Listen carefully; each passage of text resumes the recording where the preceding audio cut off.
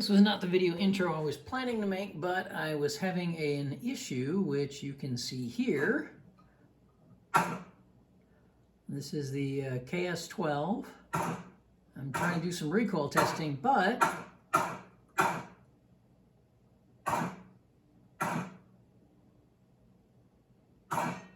doink. That's a little bit of a problem. The shotgun I had actually picked up from Rock Island auction, and the dust cover, I wound up ordering another dust cover.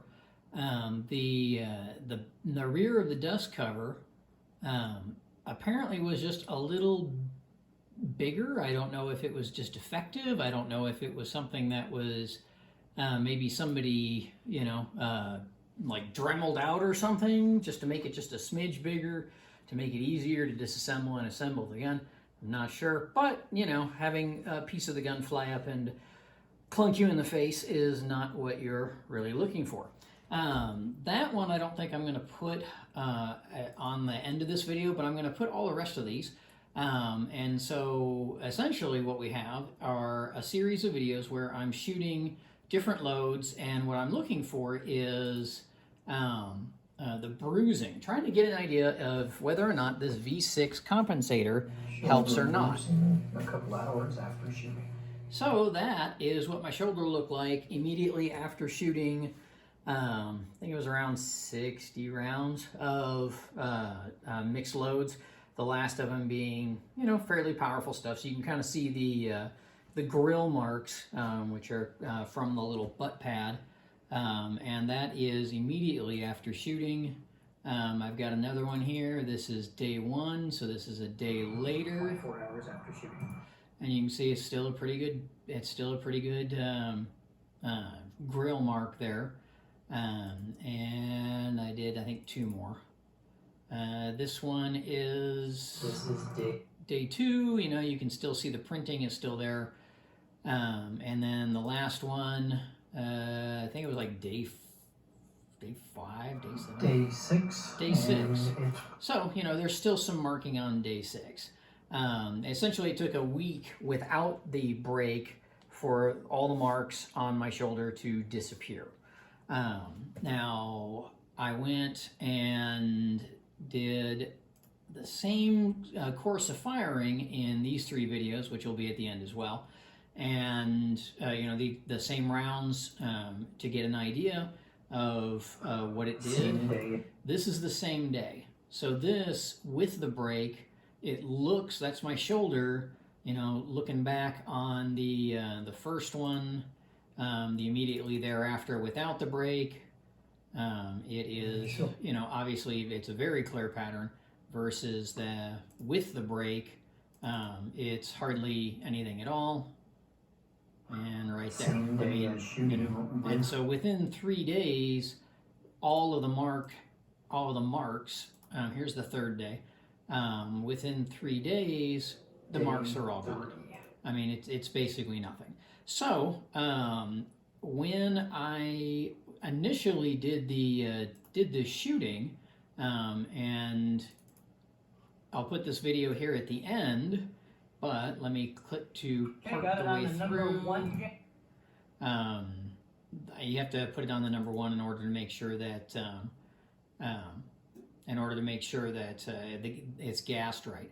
Now shooting the higher powered stuff here on the number 1 gauge, you can see I'm holding it a little strange just because I'm still half paranoid that the dust cover is going to fly up and hit me. This is the new dust cover, and then I also put a optics rail on the back, and then I've mounted a SIG to this so that way I can keep my head off of making or trying to do a cheek weld. So here, just watch the front of the gun, and it's kind of interesting the way the gun behaves.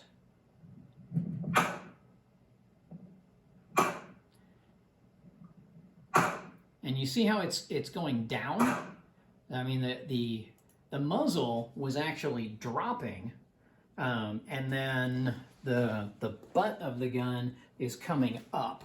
And so it kept hitting me in the face. You know, so it was definitely a different feel to it. But you can see, if I back up here, if it'll let me back up here. All right, and these are the last 5, so these would be, you know, the more powerful loads. And you can see how not only does the muzzle not rise, it kind of drops, but it kind of levers the stock into my cheek.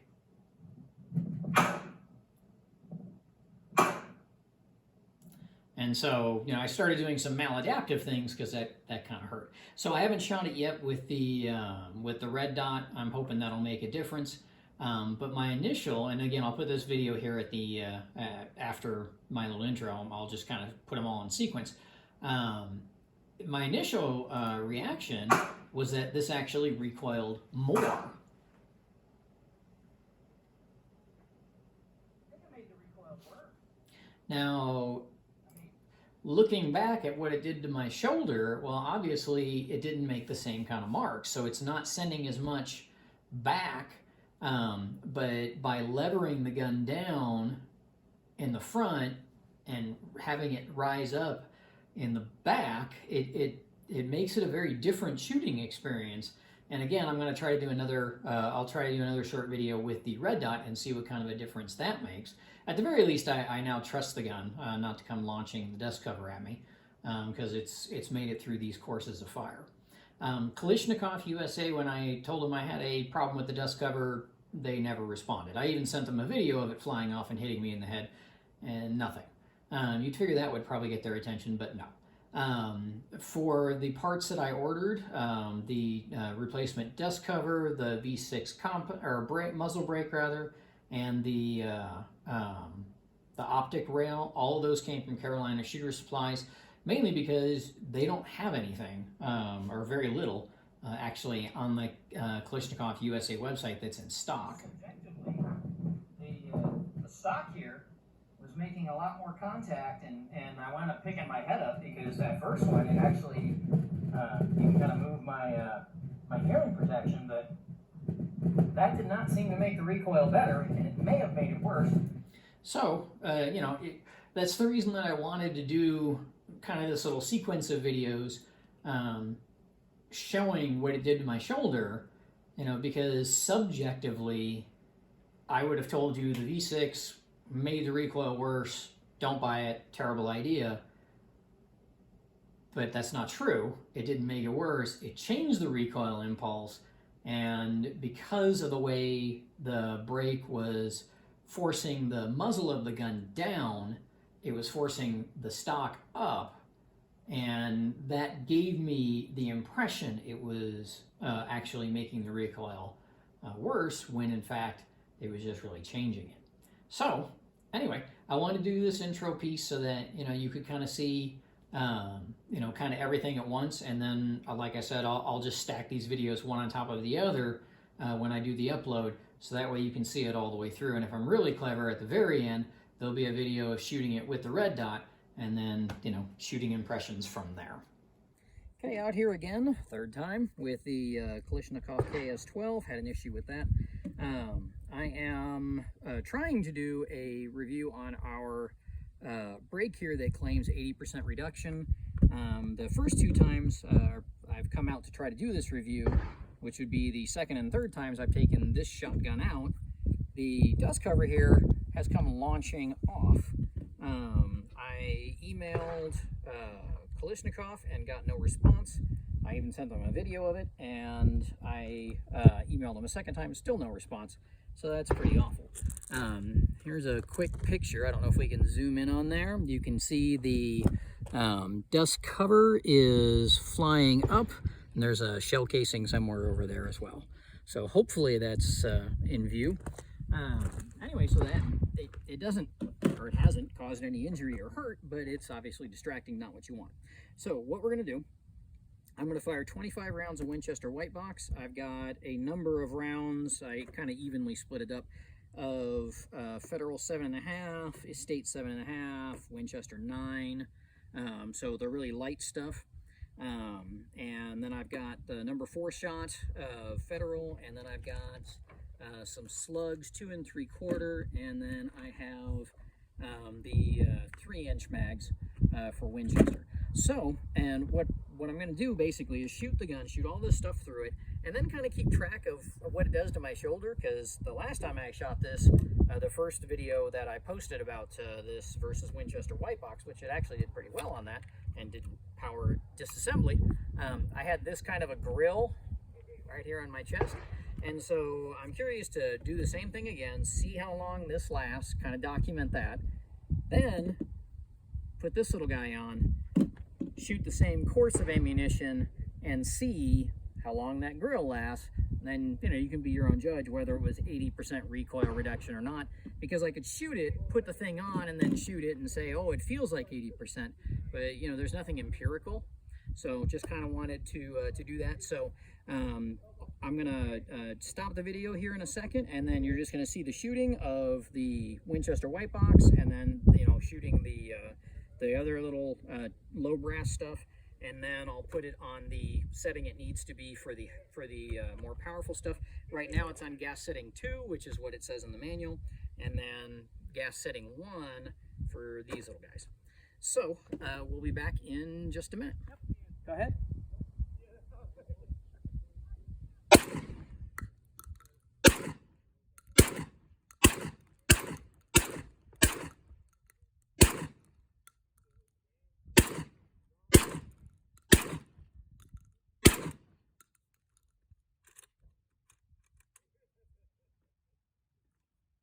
So far so good on holding together.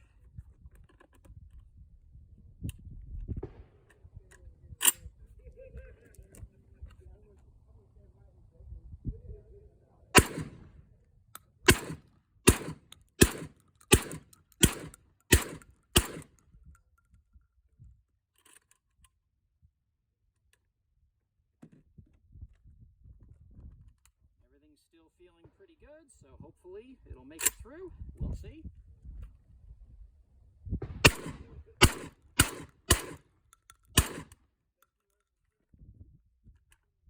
that's it.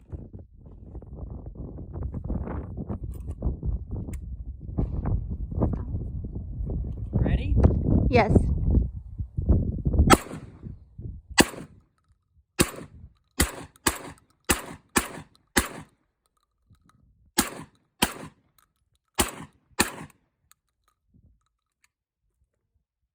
First one's out. Oh yeah.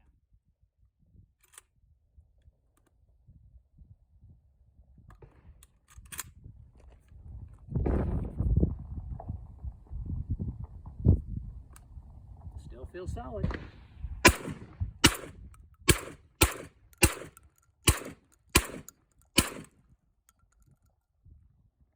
one out. Last magazine.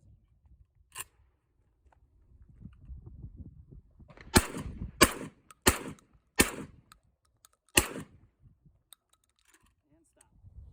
Ready? Yes.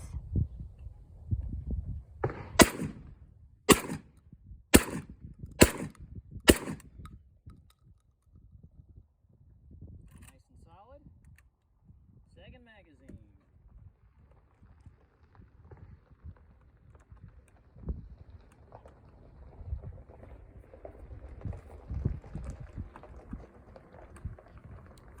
Here's my FMNG mag. There we go.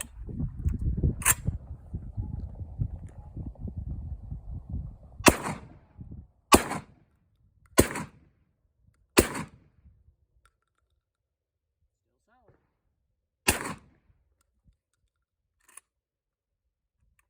I was thinking I might have seen a wobble there, but it's still solid.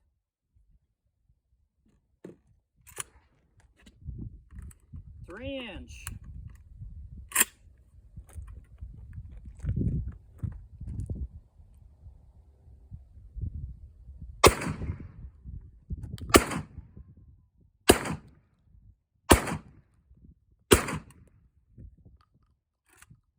Shoulder bruising a couple hours after shooting. 24 hours after shooting. This is day 2. Day 6, and it's pretty much gone. Just a couple of lines left. Back out today with the KS12, have the V6 muzzle brake on it, so hopefully this will give us some different results. It took 6 days for the marks on my shoulder to go away last time, so we're going to shoot the same stuff we did last time, and then I'll just kind of document how long that takes to go away. So I use the locking nut on this, so I'm going to have to keep an eye on it and make sure that it doesn't back off. I didn't use any thread lock or anything yet, just because if I like this thing enough, I may wind up doing an SBS on it. So, and I'm just shooting off into the berm. This is 25 round. It'll actually be 25 rounds of bird shot, and then another 25 rounds of bird shot, and then I'll shoot the number 4 shot, and then the slugs, the 2 3/4 and 3 inch.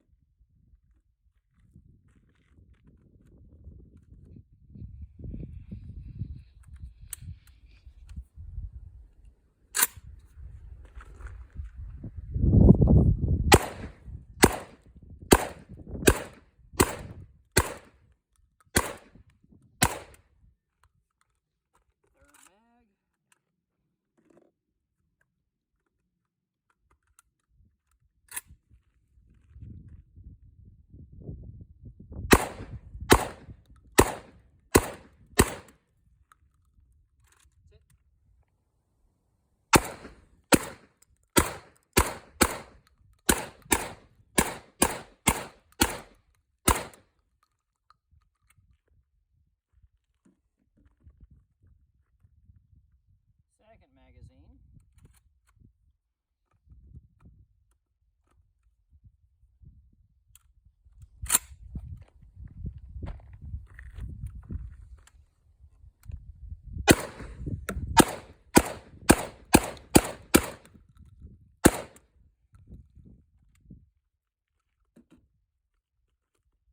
Last magazine. So when I fire these 5, then you can turn it off. Okay. And then we'll come back.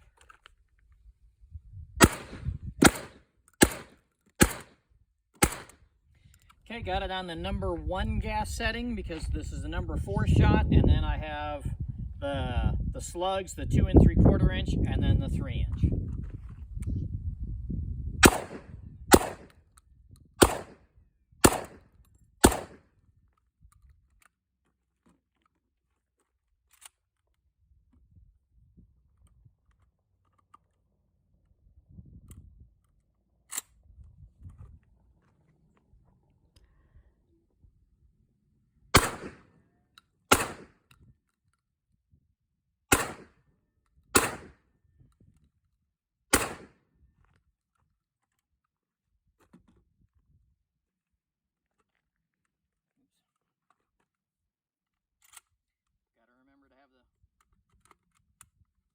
Slide back, or the bolt back. Last 5.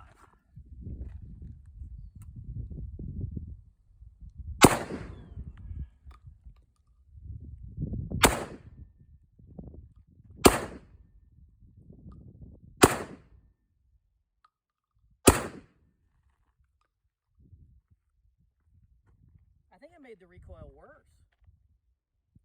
I mean, just subjectively, the stock here was making a lot more contact, and I wound up picking my head up because that first one, it actually even kind of moved my my hearing protection, but that did not seem to make the recoil better, and it may have made it worse. We'll see how this goes. Yeah, so anyway, we'll talk more when I'm not in an area that's been kind of windy. Same day as shooting with the V6 comp, much less redness than without it. Day 2, very little remains of the mark. Day 3. Okay, out again. I'm going to try this out with the red dot and kind of see, because when I was shooting before without the red dot, I was trying to maintain a cheek weld. The brake was actually pushing the front of the gun down, which was sending the rear of the gun up, and it was like smacking me in the jaw, so that was not pleasant. So we'll see if this setup works out a little better this way. I have 2 3/4 inch double-aught, then 2 3/4 inch slug, and then 3-inch double-aught. So we'll see how it does with each of those. You should definitely be able to see the difference in the recoil between the 2 3/4 inch and the 3-inch. And just as an interesting note, the drum does not hold 3-inch. It only holds 2 3/4 inch. So just shooting into the berm. And again, I mean, all I'm doing really is more the recoil function, so that you can kind of see what the brake does and the effect it has on the stock, the rear. All right, this is 5 rounds of, I want to say it's the double-aught, 2 3/4. And that was not bad at all. Next up, this is the slugs, and I just kicked a round out.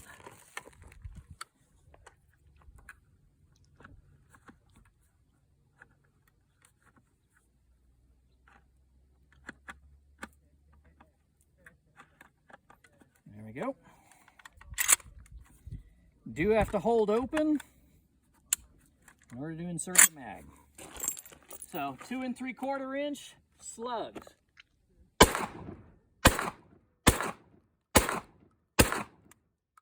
I could feel it kind of driving the gun down. So we'll see what it looks like on video.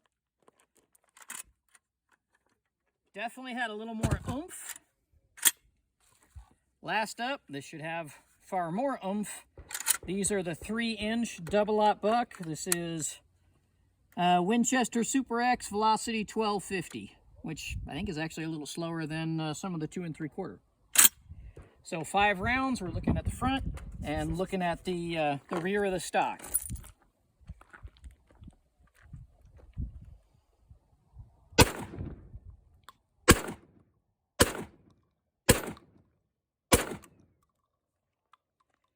Definitely very lively, but the stock, I mean, we'll look at the video when we get back, but the stock did not come up and clunk me, or I didn't feel it do it anyway. So with the brake and a red dot that's raised, you know, that seems to give a pretty good picture, or a pretty good distance between your cheek and the stock. So if you're going to get a brake, you might consider the red dot. So this is the KS12 with the V6 muzzle brake and the it's just a SIG red dot.